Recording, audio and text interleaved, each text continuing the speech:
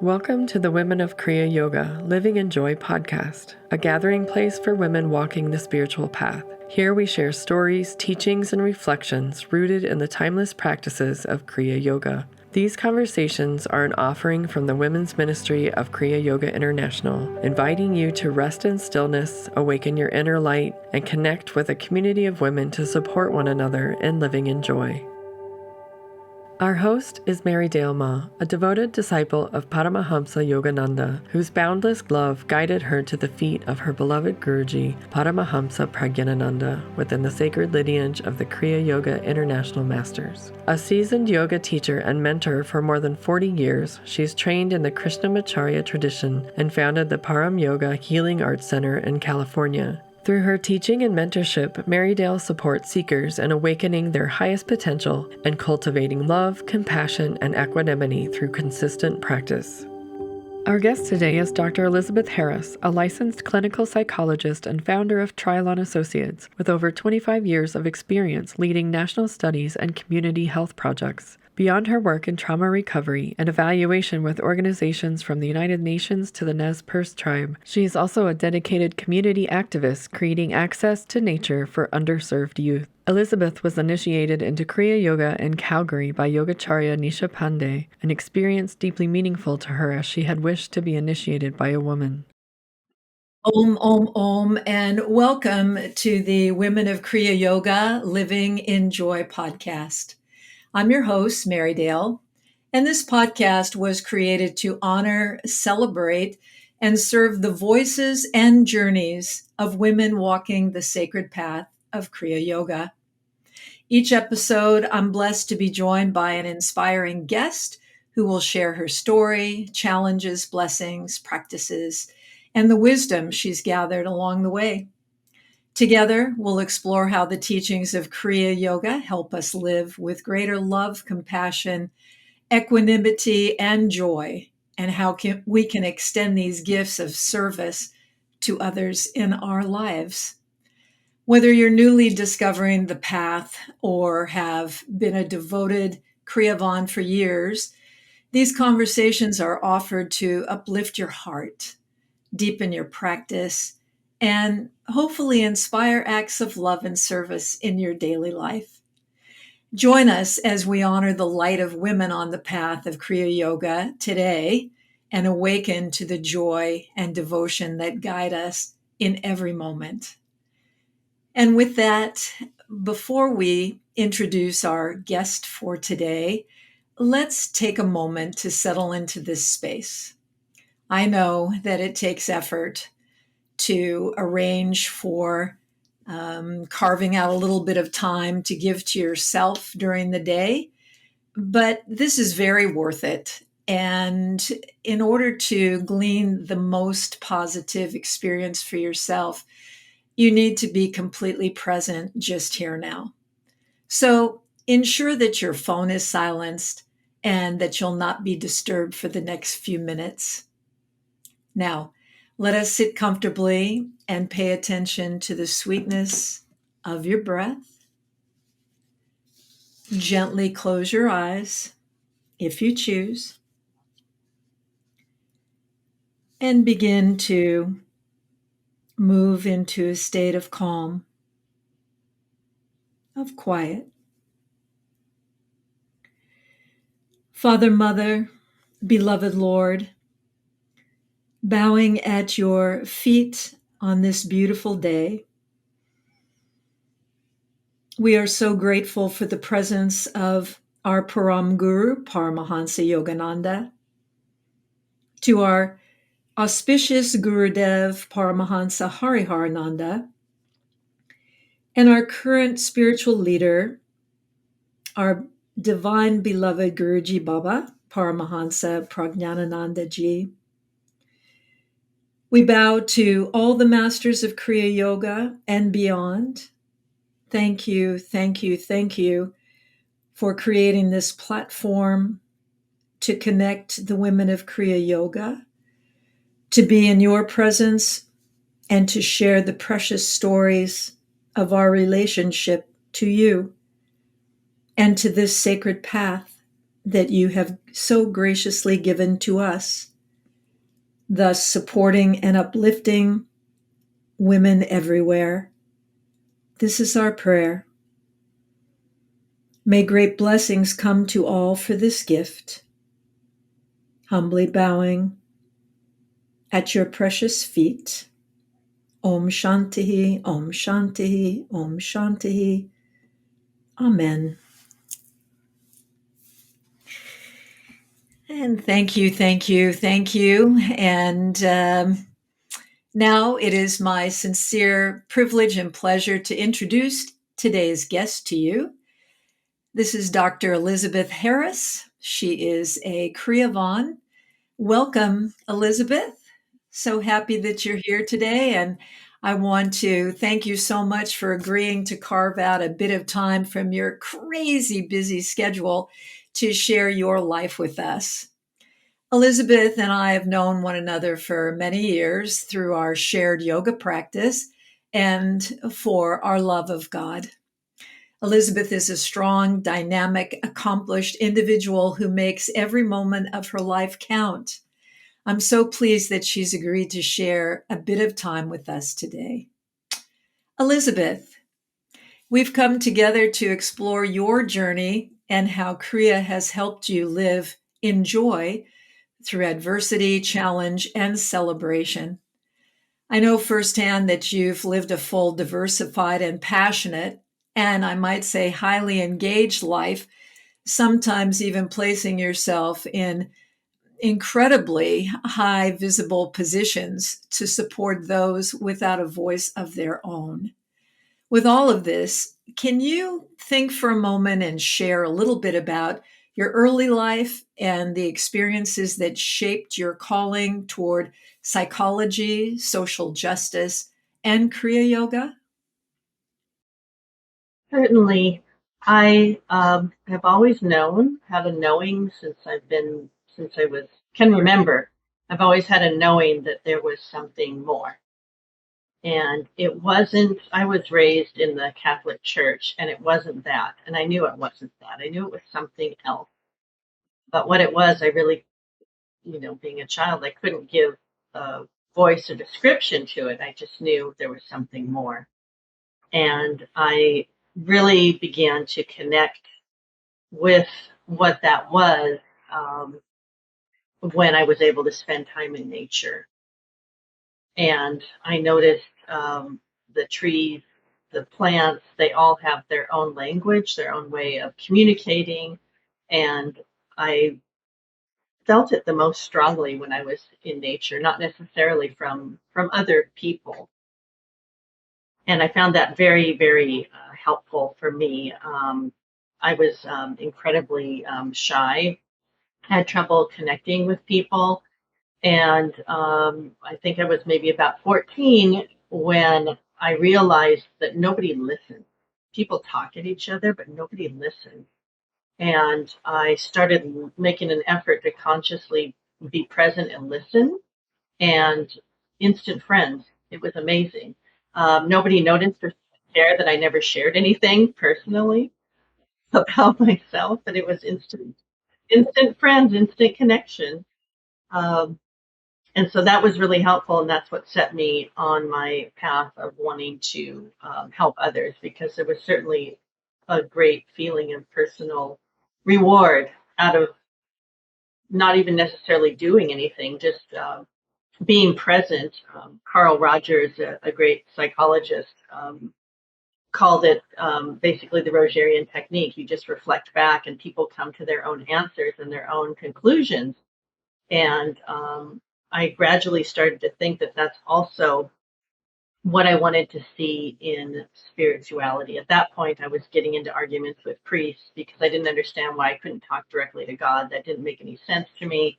I didn't like the male gendered part of it. That really bothered me. So I was definitely set on the path of wanting more and knowing that there was more. And you were a teenager at this time when you started to really dive in and question things. I agree with you 100% about the art of skillful listening.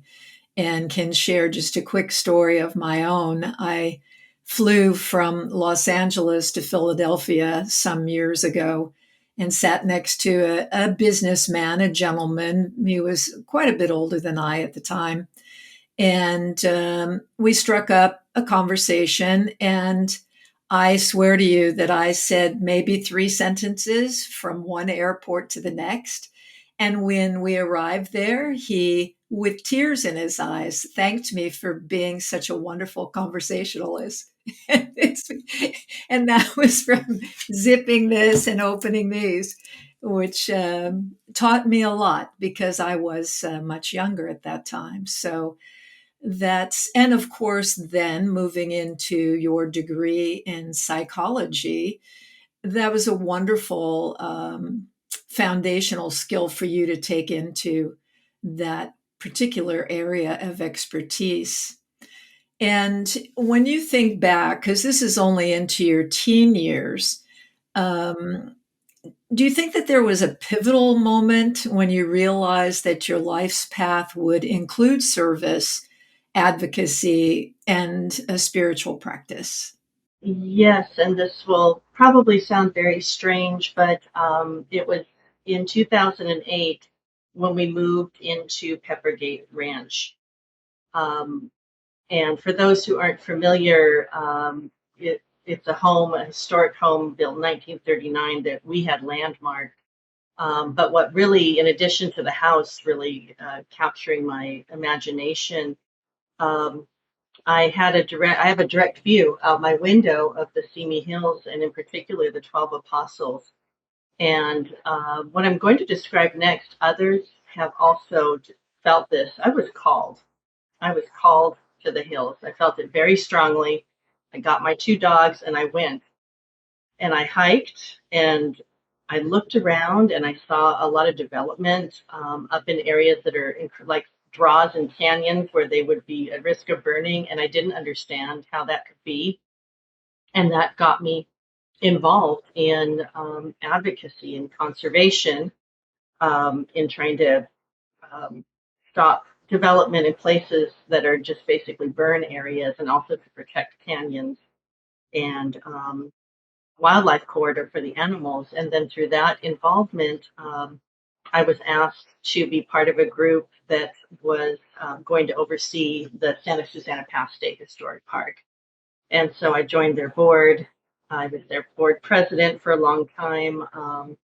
And that just opened up a whole new world of being of service, which I'll just share a very brief anecdote. I was part of a group that we started providing free field trips for third grade classrooms, and I insisted that they had to be Title I, and I insisted that our Native American Ed Center had to be staffed by a Native American, and that was unheard of at the time. So since that time, we've had hundreds and hundreds and hundreds of children come to the state park, many of whom have never been in a wilderness area. And recently, I had a young woman come to become a volunteer, and she told me that she was a third grader and she remembered me. I led her hike in the third grade at UCLA, and she's one of our volunteers. That is ironic. And just for our listeners, I want you to know that Elizabeth lives in California, in Los Angeles, in the San Fernando Valley, which is the upper northern corner of the Los Angeles County.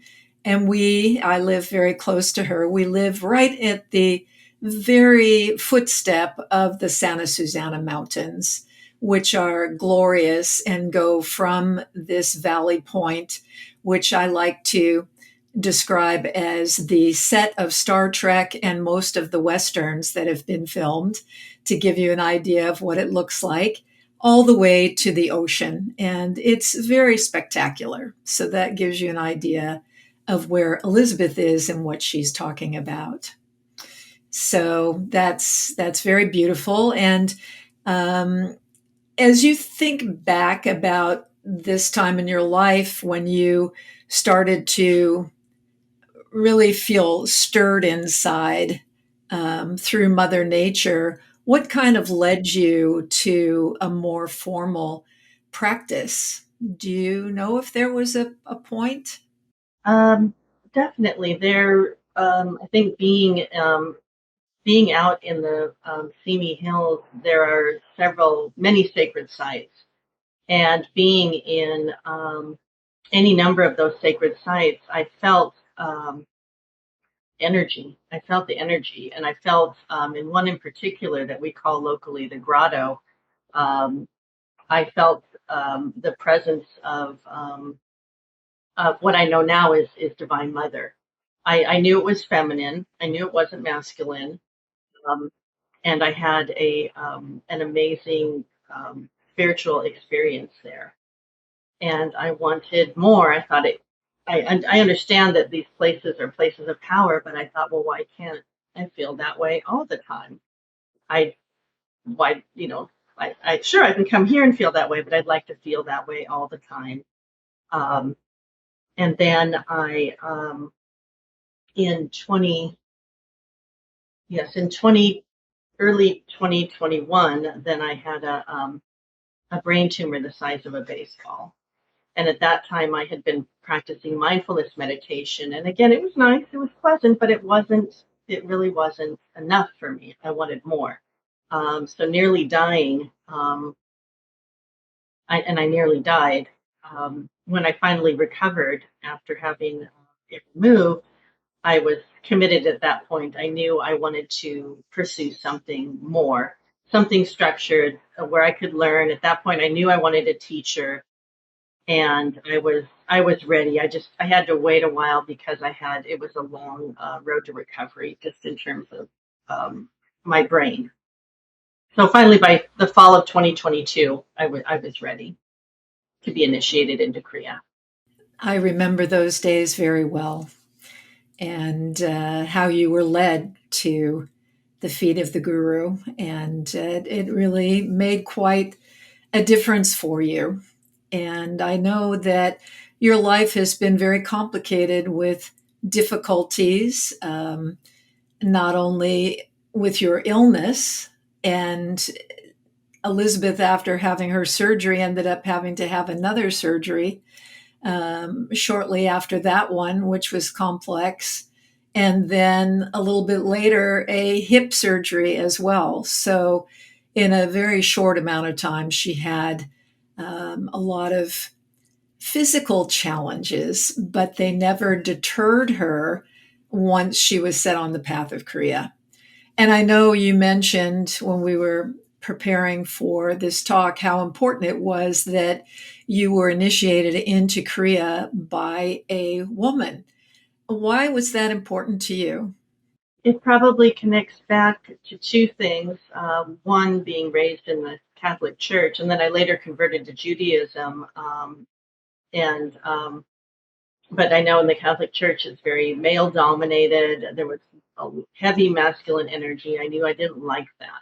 And then again, being in the grotto and having that amazing experience of literally being, not literally, but I guess metaphysically being um, held by Divine Mother, it was just so powerful for me. I knew that I needed to have a female, I needed to have a woman to do my initiation. Yes, that was wonderful. And so Elizabeth found her way up to Calvary to our Yogacharya Nisha Ma and has never looked back, which is pretty wonderful. And how has your practice now helped you to balance your roles as wife, mother, professional? Because I know that while we spoke about nature and all of the very altruistic things you do, you also have a very strong professional um, influence. Can you just, before you answer that other question, just tell us a little bit about what it is that you do as your profession at this point? So for the longest time, I was a practicing clinical psychologist as well as what we call a community psychologist, meaning working on community-based research efforts, training local nonprofits, and also tribes Native American tribes on how to collect data, how to do research, how to answer questions that are really important to them, not questions that some institution thinks is important, but what's important to them. And my work as a clinician, I specialized in PTSD, women who had survived sexual assault or sexual abuse. I was very good at it. I never brought it home. And then when my daughter got to be probably in kindergarten, I realized it was coming home with me. And I started obsessing that something would happen to her. And then I realized that I need to close that chapter. And so I retired as a clinician, and I've continued as a community psychologist. And so half of my work is here in Los Angeles County with a very large behavioral health substance use treatment organization. And then the other half of my work is in Indian country, and I've worked with the Sanai Nez Chumash. I work with 3 of the 5 tribes up in Idaho, and that's been my work for the past 30 some years. Excellent. And now, can you address the question of how coming to Kriya and doing a regular practice has helped you better balance your professional life, your family, and just all the different hats you wear? How has it helped you? One immediate answer I can think of is helping me to be fully present. I my family story, which I won't go into details about, was pretty horrific. And as a coping mechanism, I learned very early to dissociate. And for the layperson, what that means is in your mind, you're not present in your body because someone's hurting your body. And so you, in your mind, you go somewhere else. You go to fantasy land. You go to anywhere but being present in your body, because to do so is especially for a child, it's you can't handle it. And so it's an excellent coping mechanism at the time. The problem is that you carry it over. I carried it over well past, being out of that situation. And what you end up with when you dissociate is you're not present. You're not present. Your mind is always somewhere else. Your body might be in front of somebody. It might look like you're there, but you're not. You're somewhere else. And mindfulness was the first real foray into helping bring me back into my body, and it was really, really helpful for that. Having mindfulness meditation, and I still participate twice a week in a mindfulness meditation group. But again, once I was in my body, okay, now you have to feel all this uncomfortable stuff, and what do you do with it? And mindfulness teaches you, how to deal with it. But I needed more. I wanted more. I wanted context. I wanted understanding. I wanted, um, I wanted to know what's the point of it all, and that's really where Kriya came in. And I think one of the amazing surprises that I wasn't expecting are the insights and the answers that come to me when I practice Kriya meditation. It's not like every time you sit down, your mind is blown, but boy, every once in a while, my mind is blown by some of the things that happen in meditation. And it's not, and I know that some folks, if you're not familiar with meditation, you might think, you're sitting down for meditation and you go somewhere, and that's not really how it works. You're fully present in your body. If someone broke into your room, you would know, you would hear, and you could still be deep in meditation. So it's being completely present and yet being very aware and mindful of the divinity within. And it's very hard to explain, I think, to folks, but you can do those two things at the same time. And for me, that's just been absolutely delightful. Wonderful. It certainly is. And it just gets sweeter and sweeter as the years go by, which is hard to fathom because it's always been so good.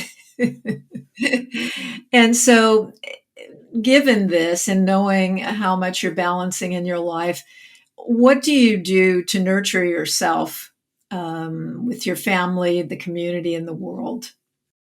Well, I definitely make time every day to meditate. And that it didn't start out that way after I was first initiated. Um, I would try every day to meditate, and that didn't always happen. But some advice that Nisha Ma gave me was very helpful. She said, if you can only sit for 20 minutes, that's fine. Do your practice for 20 minutes and you're good and you're good. And so she made it manageable. She made it reasonable. In mindfulness meditation, they'll tell you to start out with a minute. And so I had worked my way up to where I hear from Nisha Ma, okay, do the entire practice, over 20 minutes, and that's good enough. And I thought, okay, I can do that. And because of that encouragement, I was gradually able to build to the point now where I can't I schedule it. I schedule meditation. So because my schedule is so busy, I make sure that an hour for meditation is carved out. And it used to be that I would always carve out the hour for yoga. And if I had time for meditation, now it's the other way around. I'm always carving out the time for meditation. And then usually I can carve out time for yoga. And then making sure that I have time to be out in nature. And then also just whenever possible, making sure that in the morning, starting out the day, that I have enough time to just be able to in the morning before I even get out of bed. Something that I think it was something that Pragyananda had said, to wake up and be immediately mindful of God. And so I have a series of loving kindness phrases and prayers that I go through before I even get out, and I make sure that I have time for that, and then I make sure I have time most of the time when I'm eating to pray before I eat, and I pray out loud. My husband thinks it's very sweet. He loves the song. He said it sounds like the Jewish song before you eat. Um, Having that time to be slow, to slow down.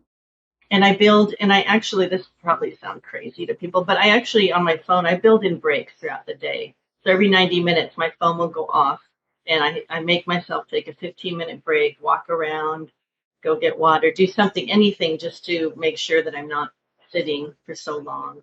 And I think all of those things, throughout the day, help to keep me grounded and feeling nurtured. That's excellent. Yes, and as we mature on our uh, Kriya path, we begin to understand that we have to put our practice first because it's the foundation of everything else that we do. And I know many decades ago, Yogananda impressed me so much by saying that when we wake in the morning, we think of God and Guru and recognize that we're awake now and make a commitment that on this day only, we're going to be happy. And to get out of bed and then check your watch every half hour to an hour and see how successful you were at holding to that goal of being happy. And as the days and weeks and years go by, it changes us because we have that internal commitment to something that was not recommended or suggested or even considered when I was a child growing up. I mean, we just got up and everybody went about their routine. But putting our mind on God first and then making sure that we sit is very important. And I'm so happy that you've been able to do that in your own life. And what do you think that some of the biggest challenges that you've faced in integrating these different parts of your life? How have you been able to navigate through that? And how has it changed your perspective of suffering, resilience, or justice as your practice has evolved. Can you kind of put that into words? Sure, I think maybe sometimes folks that are new to the spiritual path think that if you head down this road, that things get easy, you don't have any problems, everything's all hats and horns all the time, and that's not true. Life still happens. But what I'm finding about the Kriya practice, I'm able to sit with discomfort and honor it, but not stay stuck there.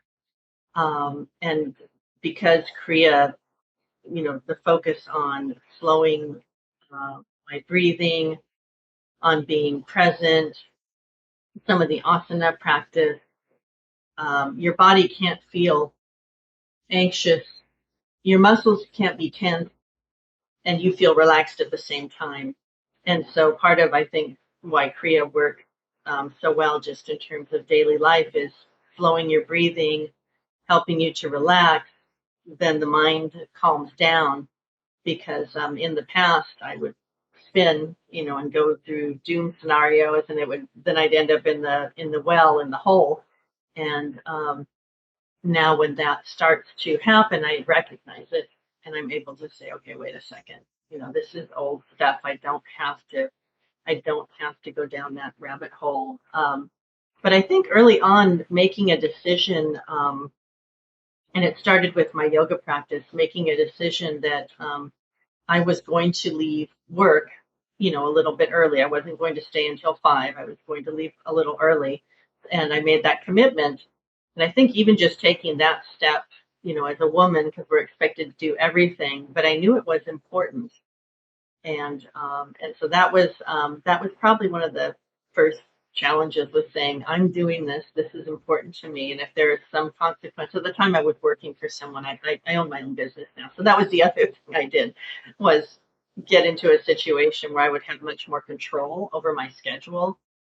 But that, I think, at least for me at the time, that took some courage to say, I'm leaving at 4:30 on these days, and I'm going to my yoga practice.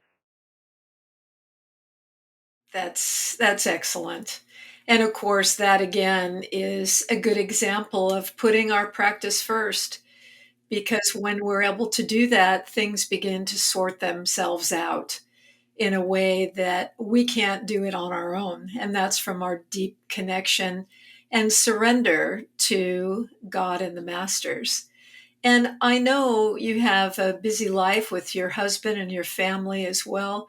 Are they supportive of Kriya for you? Do they have an understanding? Um, they don't know the details of Kriya, but they're certainly supportive. And my husband has definitely noticed, over the years, starting with my yoga practice, that I've become more centered, more present, better able to express, what I need. Because again, thinking back, my whole pattern was, I don't tell anybody anything. I keep everything to myself.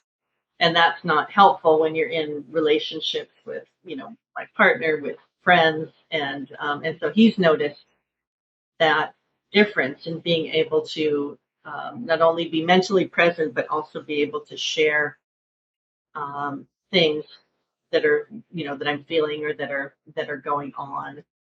So they've been very, very supportive. And they've seen a change in you, and I dare say an improvement in you, which is a lovely thing. It truly is. And I know you are so, shall we say, dedicated to the power of nature and Divine Mother. Setting that aside for a moment, can you think of any individuals in your life that have been strong role models, or women who have assisted you on this journey of self discovery? Um, Definitely. I would say later in life, my mother, had her own transformation, and she adopted the mantra that make it a good day. Today I'm going to be happy. I'm going to make it a good day. And so that's something I say every morning. And I was delighted when I heard Yogananda, essentially say the same thing. And then my husband's mother was a force of nature, and she taught me, because I grew up thinking I had to be small and disappear, and she taught me, no, as women, we have the right to be seen and to make our voices heard. And she just had an incredibly powerful influence on me, and I consider her one of my greatest mentors. And then you meeting. And what's interesting is when I first started yoga, I was into the whole, yoga as a workout. And so I came to your studio and I thought, this isn't hard enough. I need something difficult. And so I went off for a few years. And then, because I guess I wasn't ready, for something deeper. But then eventually I found my way back and was really just again mind blown, because you weren't just having us do the practice, you were talking about breathing at the beginning. And I'll never forget when we went through that whole series of who are you,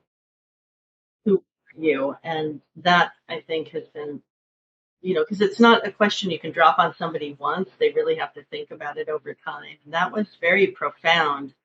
And so now I've adopted a practice from Pragyananda, where he had asked, it was on one of his videos, that before going to sleep, um, remind yourself that you're not this body, but actually go through every body part and say, I am not this, I am not that. And then I understood what he said, because I had been through that series of teachings with you. That's wonderful.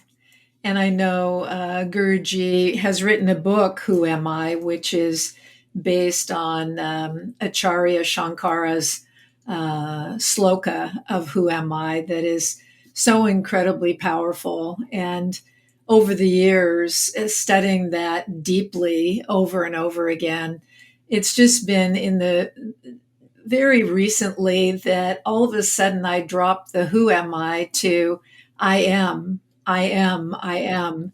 And that brought me to the verse in the Bible, be still and know that I am God. And who is saying that? Is that coming from the outside? I don't think so. I think it's coming from soul saying, be still and know that I am God. And so this whole journey is so powerful, because as we mature on the path, we start out thinking, oh, I know this, or I don't know that, or, we get this information and that. And the deeper we go into it, the deeper it gets. And the more we think we know as we mature, the less we realize we know, especially when we are so blessed and gifted to be in the presence of realized masters who have a fathomless understanding of life, of the universe, and well beyond. I feel that it's just astounding and very, very powerful. So I'm happy that that simple um, sloka for you started out in a way that got deep into the fabric, and you began to allow yourself to then take off the mask, if you will, and open yourself in innocence to the infinite possibilities that your mother-in-law spoke of in her very beautiful way. It's there are no mistakes, are there? Just it's so precious. And I know you spoke already about being out in nature, and I'm curious, Elizabeth, when you think about nature and now about having Kriya. I know the two integrate beautifully. There is no separation in them at all, because we know everything is God. But how has this natural world taught you about compassion, balance, and living in joy? When, I guess because I feel so connected to trees and plants and animals, and I want them to thrive and be well, and that translates also to each other. Um, that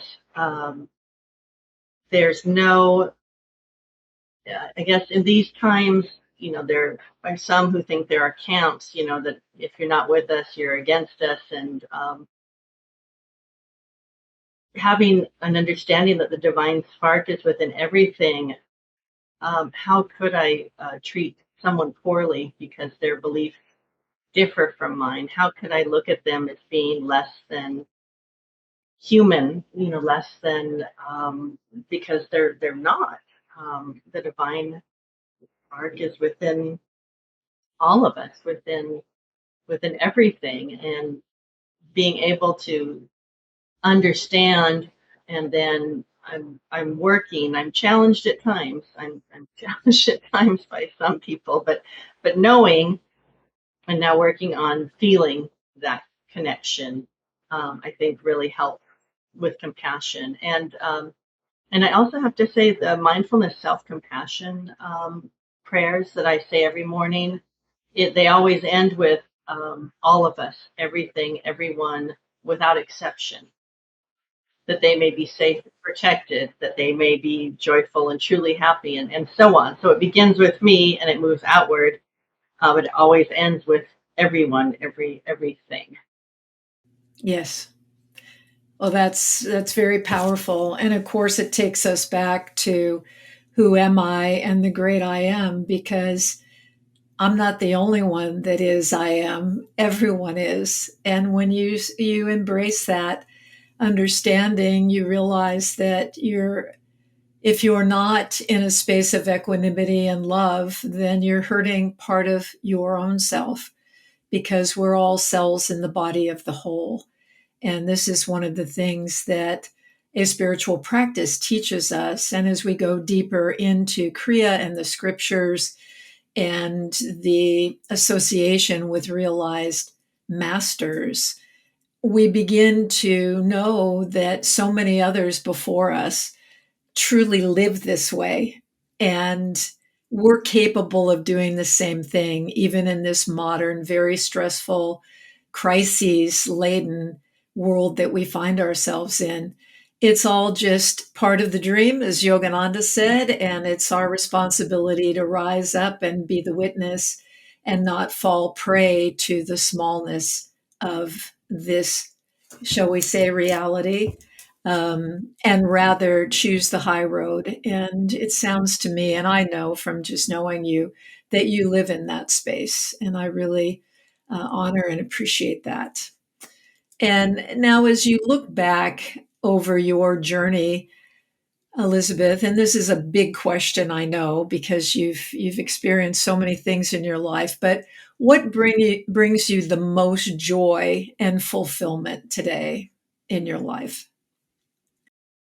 That's the most. That's hard to disentangle because lately I've been really mindful of feeling the divine vibration in particular. It started with I had heard the sound for the longest time, well, since moving here, and I hear, the divine Om very, very loudly here, especially at night. Um, and then now experiencing a lot of the time the divine vibration, and it's all to me very intertwined because with that comes peace. I would say peace first and foremost, um, but then also joy, and then that just infuses into everything. It infuses into my interactions with the people I love. It infuses into my spending time out in nature, and most recently, it's infusing itself into my work, which I find really interesting. Um, and I think it's been it's hard to explain. I'm talking about some pretty metaphysical things here, but I'm at this point right now because of the current administration where my business may end at the end of September. And if this was me without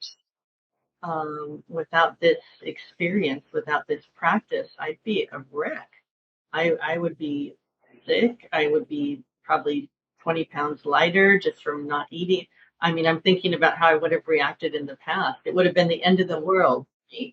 And yet it's not. Now I'm not, you know, I'm reasonably, what's the word? Not anxious, not fearful, but I'm, let's say, as prepared as I can be. But I'm not down in the deep well of depression. It's, so I guess it's just hard to. There's no one thing. It's really everything. If that makes sense. Oh, it makes all the sense in the world.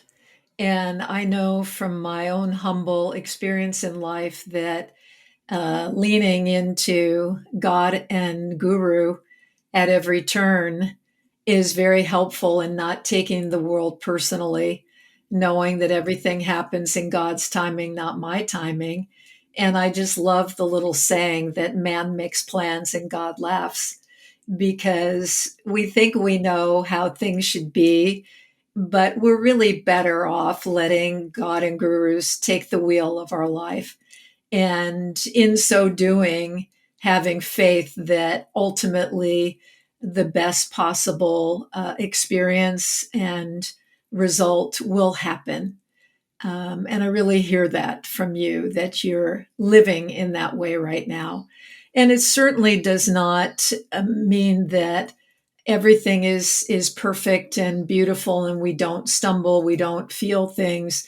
As you know, I've been going through a time of real grief, having lost a family member and my little dog of 12 years.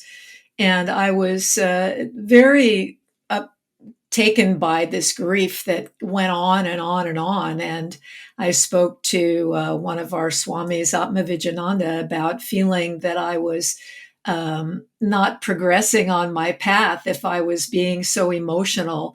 And he just looked at me right in my eyes and he said, Ma, we're human beings.